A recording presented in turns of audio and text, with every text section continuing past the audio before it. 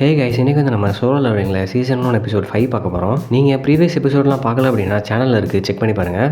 நம்ம சேனலுக்கு இப்போ தான் வரீங்கன்னா ஒரு சப்ஸ்கிரைப் போட்டு விட்ருங்க, எனக்கு ரொம்ப மோட்டிவேட்டாக இருக்கும். வாங்க இப்போ கதைகள் போகலாம். எடுத்தோடனே பார்த்தீங்கன்னா சங் வந்து ஹாஸ்பிட்டலில் இருக்கான். அவனுக்கு வந்து இது லாஸ்ட் டே ஆஃப் ரெக்கவரி. இன்றைக்கி வந்து அவன் டிஸ்சார்ஜ் ஆக போகிறான். அவனை பார்த்து நர்ஸெல்லாம் பேசிக்கிறாங்க. ஈரங் கண்ட்ரு தானே அவன், அவனை பார்த்தியா அப்படின்னு. அவனோட லுக்ஸ் எல்லாம் சுமாராக தாண்டி இருக்குது, ஆனால் க்யூட்டாக இருக்கான் பாரு அப்படின்னு சொல்கிறாங்க. சங் வந்து ஹாஸ்பிட்டலில் இருக்கப்போ ஒரு நாள் கூட விடல, டெய்லி ட்ரீட்மெண்ட்டே இருக்கான். அவனோட பாடி வந்து ஷேப் பண்ணிகிட்டே இருக்கான். முன்னாடி இருந்ததோட இப்போ பெட்டர் ஷேப்பில் இருக்கான். அவனுக்கு 6 பேக்ஸ்லாம் வந்துருச்சு. அவன் ஷர்ட்டை கழட்டும் போது பார்த்தியாடி, அவனை மாதிரி பேஷண்ட்ஸ்லாம் இங்கே வந்ததே இல்லை அப்படின்னு நர்ஸ் எல்லாம் பேசிக்கிறாங்க. அவன் இங்கே ஸ்டார்டிங் வரும்போது மொக்கையாக தான் இருந்தான். நான் ஒர்க் அவுட் பண்ண ஸ்டார்ட் பண்ணதுக்கப்புறமா பயங்கர ஷேப் ஆகிட்டான். ஒரு பையன் வந்து இவ்வளோ சீக்கிரமாக மசில் கெயின் பண்ணலாமா அப்படின்னு அவங்க ஆச்சரியப்படுறாங்க. அப்போ தான் ஒரு நர்ஸ் பொண்ணு அவன் ரூமுக்கு போயிட்டு ரிப்போர்ட் சப்மிட் பண்ணலாம் அப்படின்ட்டு போகிறா. உள்ளே பார்த்தா சங் வந்து அவனோட ஒர்க் அவுட்லாம் முடிச்சுட்டு ஷர்ட் இல்லாமல் அவனோட ஸ்வெட்டை தொடச்சிட்டு இருக்கான். பார்த்த உடனே அந்த நர்ஸ் பொண்ணுக்கு வந்து வெக்கமாயிருச்சு, ரொம்ப ஷை ஆகிட்டாவ. அவன் நினைக்கிற மனசுக்குள்ள அவனோட மசில்லாம் பாரு ரொம்ப ஃபர்மாக டைட்டாக இருக்குது, இங்கே வரப்போ இந்த மாதிரி ஃபிசிக்காக இருந்தது அவனுக்கு அப்படின்னு அவன் நினைக்கிறான். அந்த பொண்ணோட சங் கேட்குறான், ஓகே என்ன விஷயம், என்ன சொல்ல வந்த அப்படின்னு. அவன் சொல்கிறான், இன்னைக்கு தான் உன்னோட லாஸ்ட் டே, இங்கேருந்து நீ டிஸ்சார்ஜ் ஆகிக்கலாம் அப்படின்னு. எனக்கு பாடியில் எதுவும் பெயின் இருக்கா அப்படின்னு கேட்குறான். இல்லை நான் ஃபுல்லாக ரெக்கவர் ஆகிட்டேன் அப்படின்னு சங் சொல்கிறான். ஓகே அவ்வளோதான், வேறு எதுவும் இல்லை, நீ கவுண்டரில் வந்து ப்ரொசீட் பண்ணிக்கலாம், இங்கேருந்து கிளம்பலாம் அப்படின்னு சொல்கிறான். சங் வந்து தேங்க்யூ அப்படின்னு சொல்லிட்டு அங்கேருந்து வெளியில் கிளம்புறான். அந்த டைமில் அந்த பொண்ணு வந்து அவனை ஸ்டாப் பண்ணிட்டு அவனோட ஃபோன் நம்பர் மட்டும் கொடுத்துட்டு போறியா அப்படின்னு ஃபோனை வந்து அவன் கையில் கொடுக்குறா. ஆமாம் நீ எதுவும் தப்பாக எடுத்துக்கல, நான் அவனோட ஃபோன் நம்பர்லாம் வாங்கிக்கலாமா அப்படின்னு கேட்குறான்.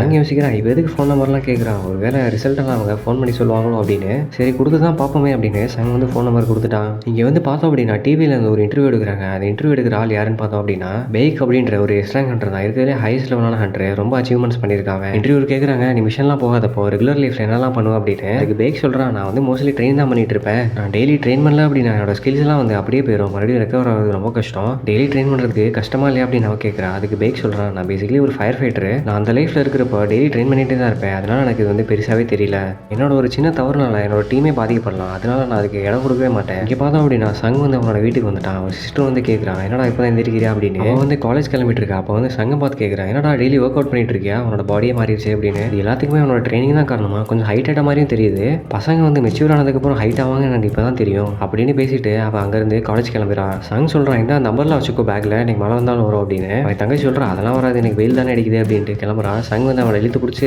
அந்த நம்பர்லாம் வந்து அவனோட பேக்கில் வச்சிடறான். அவன் கிளம்புனதுக்கப்புறமா சங் வந்து அவனோட நோட்டிஃபிகேஷன் பார் ஓப்பன் பண்ணி பார்க்குறான். அதில் வந்து டெய்லி டாஸ்க் எல்லாமே முடிச்சிட்டான், ரன்னிங் மட்டும் பாக்கி இருக்கு, அதை நான் அப்புறமா பண்ணிக்கிறேன் அப்படின்னு சொல்லிடுறான். என்னோட மசில்லாம் நல்லாவே டெவலப் ஆயிடுச்சு, இப்படியே போயிட்டு இருந்தது அப்படின்னா நான் பாடி பில்டராக கூட ஆயிடலாம். அவனுக்கு எபிலிட்டி பாயிண்ட்ஸ் கொஞ்சம் பாக்கி இருக்குது, அதை வந்து ஸ்ட்ரென்த்லையும் அஜிலிட்டிலையும் போட்டுட்டான். அந்த டைமில் அவனுக்கு ஒரு ஃபோன் கால் வருது. அது யார் அப்படின்னு பார்த்தோன்னா அவனோட ஹவுஸ் ஓனர் தான். ரெண்ட் இன்னும் கொடுக்கலையே அப்படின்னு அவர் கேட்குறாரு. ரேட்டாகவும் சொல்லு, பரவாயில்ல நான் அப்புறமா வாங்கிக்கிறேன் அப்படின்னு. அதுக்கு சங் சொல்கிறான், இல்லை நான் இப்போவே கொடுத்துட்றேன் அப்படின்னா ரொம்பவே நல்லது, பார்த்துக்கோ சங் அப்படின்னு சொல்லிட்டு அவர் ஃபோனை வச்சிடுறாரு. சங் யோசிக்கிறான், என்னோட செகண்ட் அவைக்கனிங் அது அப்படின்னு தெரியல, ஆனால் நல்லா இப்போ காப்ளின்லாம் சீக்கிரமாகவே கொள்ள முடியுது, ஆனால் ரெண்ட் பே பண்ணுறதுக்கு இப்போ நான் ஒர்க் பண்ணி ஆகணுமே அப்படின்னு சொல்லிட்டு அவன் ஃபோன் எடுக்கிறான். அதில் வந்து டஞ்சனோட டீட்டெயில்ஸ்லாம் கொடுத்துருக்காங்க, எந்த இடத்துல எந்தெந்த டஞ்சன் இருக்குது, அதுக்கு எவ்வளோ பே பண்ணுறாங்க அப்படின்னு கொடுக்குறாங்க. பேசிக்காக அது அவங்க உலகத்தில் இருக்கிற லிங்க்டின் மாதிரியான ஒரு ஜாப் போர்ட்டல் தான். அது ஒர்க் தேடுறது வந்து அவ்வளோ ஈஸி இல்லை, ஆனால் நான் வந்து ஒரு ஹை லெவல் கேட்டுக்கு போனால் தான் நல்ல காசு பார்க்க முடியும். இந்த மாதிரி ரேங்கில் இருக்க ஹண்டர் வந்து ஜாப் தேடுறதே ரொம்ப கஷ்டம். என்னோட ரேங்க் வந்து அதிகமாக இருந்தது அப்படின்னா நல்லா ஹை லெவல் கேட்ஸ்லாம் போக முடியும், எனக்கு நிறைய ஃபேமும் மணியும் கிடைக்குமே. அப்படி ஆயிடுச்சு அப்படின்னா நிறைய அட்டென்ஷன் கிடைக்கும், ஆனால் மீடியா விடவே மாட்டானுங்க, தொலை பண்ணிகிட்டே இருப்பானுங்க. நான் வந்து ஒரு முக்கியமான ஒரு டார்கெட் ஆகிறது கூட வாய்ப்பு இருக்குது. முதல்ல நான் வந்து என்னையை ப்ரொடெக்ட் பண்ணிக்கணும், அதுக்கு வந்து இந்த பவர்ஸ் எல்லாம் ஹிடன் நான் வச்சுக்க போகிறேன். அப்போ அவனுக்கு ஃபோனில் வந்து ஒரு நோட்டிஃபிகேஷன் வருது. அதை பார்த்த உடனே சங் வந்து வேகமாக ஓடி போகிறான். பார்த்தோம் அப்படின்னா ஒரு பெரிய கன்ஸ்ட்ரக்ஷன் சைட்டு, அது வந்து கெட்டப்படாமல் அப்படியே ஸ்டாப் பண்ணியிருக்காங்க. ஓடிட்டு இருக்கும்போதே அவனோட நோட்டிஃபிகேஷன் வந்து ஓப்பன் ஆகுது, டெய்லி கோர்ஸ் கம்ப்ளீட் பண்ணிட்டீங்க அப்படின்னு. அவன் வந்து 10 கிலோமீட்டர் முடிச்சிட்டான், டெய்லி கோர்ஸ்ட்டை முடிச்சனால அவனுக்கு ரிவார்ட் கிடைக்குது. அவன் அதை பார்த்துட்டு இருக்க டைமில் 100 டீம் வந்து அசம்பிள் ஆகிறாங்க அந்த இடத்துல. ஹாய், என் பேர் வந்து ஹங் டோசக், நான் தான் அந்த ரைடை வந்து லீட் பண்ணுறேன். அவங்க 2 பேரும் இன்ட்ரடியூஸ் ஆகிக்கிறாங்க. நீ வந்து ஈரங் ஹண்டர் தானே அப்படின்னு கேட்குறாங்க. வேறு இருந்து ஒருத்தன் கேட்குறான், ஆமா நீ வந்து சூப்பர் ஃபேமஸான ஆச்சு, அவனோட பேர் ஏதோ ஒரு என்ன அப்படின்னு யோசிக்கிறான். ஒரு வீக்கஸ்ட் ஹண்டர் அப்படின்னு தானே சொல்லுவாங்க அப்படின்னு அவங்க கேட்குறாங்க.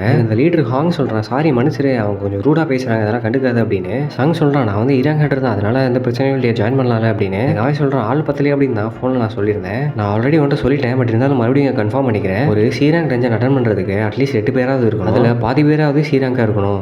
ஒன்றை வந்து காம்பேட் ஃபைட்டராக கன்சிடர் பண்ணல, அதனால பீஸ்ட் கிட்ட இருந்து உனக்கு எந்த ரிவார்டுமே கிடைக்காது, ஆனால் உனக்கு வந்து கமிஷன் கிடைக்கும், $2 மில்லியன் வந்து உனக்கு கேஷாக கொடுத்துருவோம். சங் வந்து அவனோட இன்ஸ்டிங்க்ட் வச்சு சுச்சுவேஷன் அனலைஸ் பண்ணுறான். அங்கே வந்து 4 சி ரேங்க் இருக்காங்க, அப்புறம் 2 டி ரேங்க் இருக்காங்க.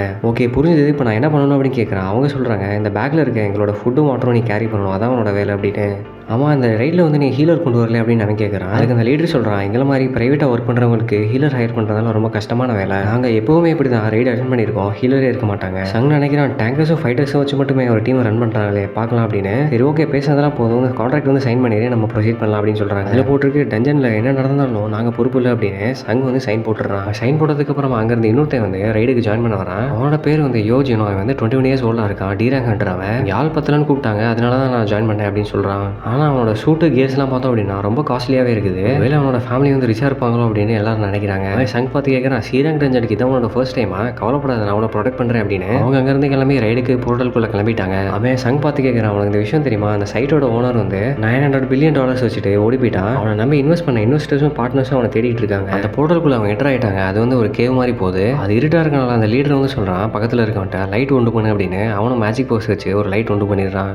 என்னது ஒரு இருட்டா இருக்கு, ஒரு பீஸ்ட் கூட இல்லையாங்க அப்படின்னு அவங்க நினைக்கிறாங்க. சரி வாங்க உள்ள போகலாம் அப்படின்ட்டு உள்ள போறாங்க. அவங்க உள்ள போனோடனே அவங்களுக்கு வந்து ஏதோ சத்தம் கேட்குது. அவங்கள நோக்கி ஏதோ வந்துட்டு இருக்கு அப்படின்றத அவங்க ரியலைஸ் பண்றாங்க. சங்குக்கு வந்து இப்போ இன்ஸ்டிங்க்ட் வந்து தோணுது. அவன் வந்து போய் நல்லா யோசிக்க ஆரம்பிச்சிட்டான். இது வந்து ஒரு இன்செக்ட் டைப்பான பீஸ்ட் அப்படின்னு கத்துறான். எல்லாரும் அலர்ட் ஆயிடுறாங்க. இன்செக்டா எனக்கு எதுவுமே தெரியல அப்படின்னு சுத்தி பாக்குறாங்க, தேடிட்டே இருக்காங்க. ஒருத்தர் ஒரு மாதிரி சொல்றாங்க, பையனை கைட்டு இருக்காங்க. இது வந்து எறும்போட பொத்தா இருக்க வாய்ப்பு இருக்கு, ஸோ பார்த்து கேர்ஃபுல்லா இருங்க அப்படின்னு சொல்றாங்க. சங் வந்து சவுண்டை நல்லா அனலைஸ் பண்ணிட்டு மேலே பாருங்க அப்படின்னு கத்துறான். மேல இருந்து எறும்பு அவங்க நோக்கி வந்துகிட்டு இருக்கு. எல்லாரும் எறும்பு அட்டாக் பண்ண ஆரம்பிச்சிடறாங்க. அவங்களோட ஸ்கில்ஸ் யூஸ் பண்ணி ஒருத்தரும் ஒரு மாதிரி ஃபைட் பண்ணிட்டு இருக்காங்க. சங்க வந்து இப்போ ஹெல்ப்பராக தான் இருக்கு, அதனால அவன் அட்டாக் பண்ணல. சுற்றி இருக்க எல்லாரும் தான் ஃபைட் பண்ணிட்டு இருக்காங்க. சங் நினைக்கிறான் அந்த ரேங்க் ஹண்டர்ஸ் வந்து ரொம்ப நல்லாவே ஃபைட் பண்றாங்க அப்படின்னு. நல்ல டீம் ஒர்க்கோட ஃபைட் பண்றாங்க. அவங்க ரொம்ப நாளாக ஃபைட் பண்ணிட்டே இருக்கனால நல்ல கோஆர்டினேஷன் இருக்கு உங்களுக்குள்ள. உங்களுக்கு ஹீலர் இல்லாத ஒரே காரணத்தினால அவங்க வந்து ரொம்ப ரஃபா ஃபைட் பண்ணிட்டு இருக்காங்க. புது பையனும் பரவாயில்ல, ஏதோ மேனேஜ் பண்றான். அவனுக்கு கியர்ஸ் இருக்கனால அவனோட ஸ்கில்ஸ் வந்து அது மேட்ச் பண்ணிடுது. எல்லாரும் நல்லா தான் ஃபைட் பண்ணுறாங்க. என்னால் தான் ஃபைட் பண்ண முடியல அப்படின்னு கொஞ்சம் கடுப்பாக இருக்குது. அவங்க எல்லாத்தையும் அடிச்சு முடிச்சிடுறாங்க. அது எருமெல்லாம் செத்து போயிருது. லீடர் சொல்கிறான், அந்த எருமெல்லாம் தேடி ஜெம்ஸ்லாம் எடுத்துக்கோங்க, அது 7 பங்கா பிரிச்சுட்டு நம்ம ஈக்குவலாக ஷேர் போட்டுப்போம் அப்படின்னு. அவன் வந்து சங் பார்த்து கேட்குறான், எருமெல்லாம் மேலேருந்து வருது, உனக்கு எப்படி தெரியும் அப்படின்னு. சங் வந்து என்னோட இன்ஸ்டிங் தான் அதுக்கு காரணம் அப்படின்னு சொல்லிடுறான். அங்கே ஒரு ஹண்டர் வந்து இந்த எறும்பு வீசிக்கிட்டு போயிட்டு, இங்கே பாருங்க இந்த எருமெல்லாம் வந்து ஏதோ கடிச்ச மாதிரி இருக்குது அப்படின்னு சொல்கிறான். அவங்க எல்லாரும் நினைக்கிறாங்க, ஒருவேளை இந்த எருமெல்லாம் அவங்களுக்குள்ளேயே சண்டை போட்டுக்குமா அப்படின்னு. இல்லை இருக்க வாய்ப்பு இல்லை, இதோட ஏதோ ஒரு ஸ்ட்ராங்கான பீஸ்ட் இந்த இடத்துல இருக்குது அப்படின்னு புரிஞ்சுக்கிறாங்க. இங்கே வெளியில் சிட்டிக்குள்ளே பார்த்தோம் அப்படின்னா ஹண்டர்ஸ் வந்து ட்ரெயின் பண்ணிட்டு இருக்காங்க ஒரு பில்டிங்கில். அந்த இடத்துல திடீர்னு ஒரு பெரிய எக்ஸ்ப்ளோஷன் நடக்குது. ஃபீல் பண்ணிட்டு ஒருத்தன் கேட்குறான், என்னது இவ்வளோ பெரிய சவுண்டாக இருக்கே, ஏதோ வெடிச்சிருச்சா அப்படின்னு. அதுக்கு பக்கத்தில் இருக்க சொல்கிறான், அதெல்லாம் கண்டுக்காத, இது வந்து நார்மலாக நடக்கிறது தான். கீழே வந்து கில் மாஸ்டர் ரேங்க் ஹண்டர் வந்து ட்ரெயின் பண்ணிருக்கான், அவன் கொடுக்குற சவுண்டு தான் இதெல்லாம். மேலே இருந்து இதை பார்த்துட்டு இவன் ஷாக்காரான், இவ்வளோ பெரிய கல்ல எப்படி அவன் அடிச்சுன்னு இருக்கணும் அப்படின்னு. இங்கே பார்த்தோம் அப்படின்னா டஞ்சனுக்குள்ள சங்கோனோட டீமும் போயிட்டு இருக்காங்க, உள்ள நோக்கி நடந்துகிட்டே இருக்காங்க. அப்போ தான் சங்க்கு வந்து ஒரு டவுட் வருது, என்னன்னா நம்ம ஃபைட் பண்ணவே இல்லை, நமக்கு இவ்வளோ காசு கிடைக்குது அப்படின்னு. இப்படி காசு சம்பாதிக்கிறது வந்து ரொம்ப ஈஸியாக இருக்கு, ஏதோ சரியில்லையே அப்படின்னு அவன் நினைக்கிறான். அவங்க ப்ரொசீட் பண்ணி உள்ள போயிட்டே இருக்காங்க. வந்து எறும்பெல்லாம் பார்த்தீங்க அப்படின்னா பாதி இறந்து கிடக்கு. பாஸ் வந்து பக்கத்தில் இங்கே எங்கேயோ தான் இருப்பான் அப்படின்னு அவங்க நினைக்கிறாங்க. அவங்க வந்து அந்த கேவை லைட் பண்ணிட்டு உள்ள போயிட்டே இருக்காங்க. உள்ள போனோடனே கொஞ்சம் தூரத்தில் மேனா கிறிஸ்டல் அப்படின்றது கேவ் ஃபுல்லாக இருக்கு, ரொம்ப நிறைய இருக்குது. அந்த கிறிஸ்டல் வந்து மேஜிக் ஜெம் மாதிரி விலை போகல அப்படின்னாலும் குவான்டிட்டியில் வந்து இது ரொம்பவே அதிகமாக இருக்குது. இது வித்தோம் அப்படின்னாலே பில்லியன்ஸ் கணக்கில் விலை போகுமே அப்படின்னு நினைக்கிறாங்க. அங்கே வந்து ஒரு ஹண்டர் வந்து அவன் லீடரை பார்த்து கேட்குறான், பிரதர் வந்து இப்போ ரொம்பவே ஜெல்லஸ் ஆக போறான் பாரு அப்படின்னு.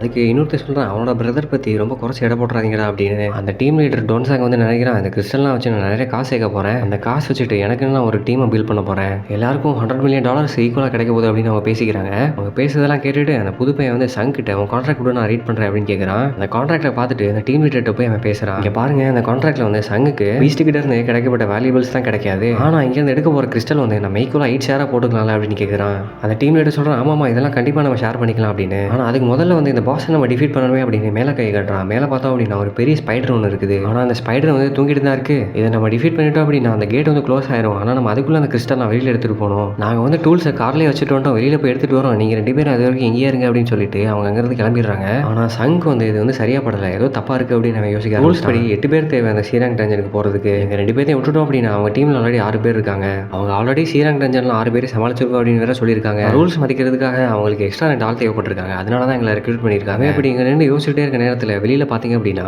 அந்த டீம் லீடர் வந்து ரொம்ப ஈவில் ஆகிட்டான். அவன் கண்ணெல்லாம் சிவப்பாயிருச்சு. அந்த என்ட்ரன்ஸை பிளாக் பண்ணுறான் அப்படின்னு சொல்கிறான். அவன் கூட வந்தவனும் சிரிச்சிட்டு அந்த என்ட்ரன்ஸை வந்து பிளாக் பண்ணிட்டான். சங்கம் இப்போ அந்த இன்னொரு பையனும் உள்ள மாட்டிக்கிட்டாங்க. அதான் சங்க் வந்து ஒரு தோணுது, போன ரைடு போனப்போ அந்த டீம் லீடர் சாங் வந்து இவனுக்கு நிறைய அட்வைஸ் கொடுத்துருப்பாரு. அதெல்லாம் சங்குக்கு வந்து இப்போ ஞாபகம் வருது. நம்ம ரைடு போகிறப்ப ஆக்சிடென்ட் நடக்கிறதெல்லாம் ரொம்ப சகஜம் தான், ஆனால் இங்கே நடக்கிற ஆக்சிடென்ட் வந்து மீடியாவில் யாருமே போட மாட்டாங்க, இது வந்து அப்படியே மூடி மறைக்கப்பட்டுரும். ஆப்பர்ச்சுனிட்டி யூஸ் பண்ணிட்டு ஒரு சில கெட்டவங்க என்ன பண்ணுவாங்க அப்படின்னா அவங்க டீமில் வீக்காக இருக்க மெம்பரை வந்து பெயிட்டாக யூஸ் பண்ணிடுவாங்க. அவங்க சர்வே பண்ணுறதுக்காக அந்த இடத்துல அவங்க வீக்காக இருக்கவங்கள சாக்ரிஃபைஸ் பண்ணிடுவாங்க.